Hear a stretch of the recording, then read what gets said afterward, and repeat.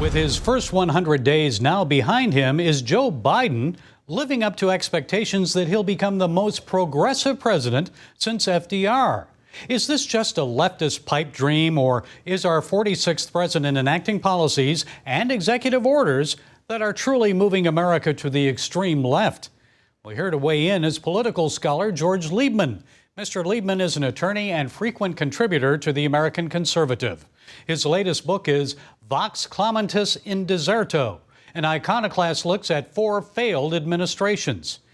Mr. Liebmann, thank you for joining us. So you believe the president's agenda is an unrealistic liberal wish list. Your book title, I guess, suggests you're a lone voice crying out in the wilderness, but it sure seems like a leftist agenda is advancing. So let's look at a few of these big changes now underway. First, the southern border crisis.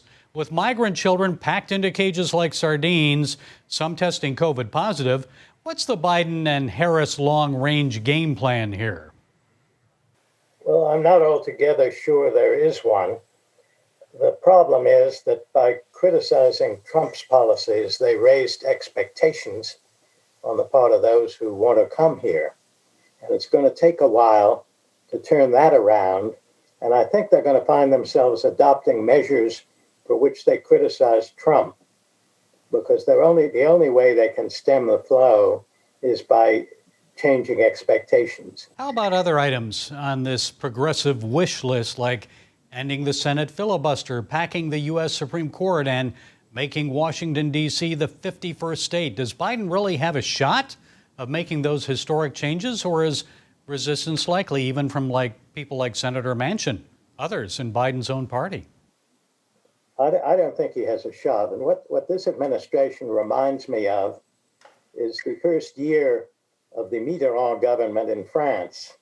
You will recall Mitterrand, who ran on the socialist ticket, took over from a conservative government, and he was in a coalition with the communists. And the first year of his tenure, he had a very liberal premier. They tried to nationalize the banks. Capital began fleeing the country. They got themselves in a recession. And then after a year, he got rid of his premier, totally changed his policy, and had a fairly successful 5 or 6 years thereafter. And I think something of that kind is going to happen here, because the expectations they're creating, both in the business community and on the left, are such that it's going to produce economic problems rather quickly.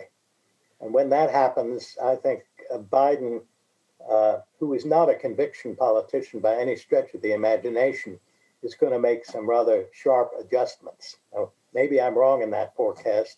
That's what I see coming. Well, I guess maybe as we move closer to an election year, the congressional election year of 2022, even next year, as they prepare and start campaigning, maybe they'll move away from these leftist ideas in the base. So how about taxes, jobs, trillions of dollars in new spending? Where is all that heading? Guaranteed universal income, socialized medicine, Green New Deal? What do you think? Well, there are parts of it, the child tax credit, which may go somewhere because they have some Republican support. I don't see the proposal for 2 years preschool going anywhere. And I think most of the tax proposals won't go anywhere. I think it was interesting. The Secretary of the Treasury is already worried about inflation. She said so, and of course she had to pull back almost immediately. But, I think there are obvious concerns, because what's happened here is you have a great deal of pent-up demand as a result of the COVID crisis. You have a very high savings rate. It's sort of like the situation after World War II, when you had rationing during the war. There were people who thought there might be a depression afterwards, but the result was totally different. There was inflation afterwards because you had all these savings and people wanted to spend them. And that's what's going to happen here. I know you've written a book about 4 failed administrations. So what do you expect? Is the Biden administration trending toward success or failure? Well, I would say it's trending toward failure, and the failure will take the form of continued deadlock. Biden had a chance to get out of the deadlock we've had for the last really 20 odd years, he could have recreated the Roosevelt coalition, which was a coalition of Northern ethnic and Roman Catholic voters, some Southerners, and so on. But what he did instead is he doubled down on the culture wars. And I can't imagine why he did that, because the effect of that is to cement the evangelical and Roman Catholic and Mormon vote in the Republican Party and to perpetuate something in the nature of a 50-50 division. And he didn't really need to do that at all. But for some reason, he's done it. And now it's going to be very hard for him to extricate himself from that commitment. The book is Vox Clamantis in Deserto, an iconoclast looks at 4 failed administrations.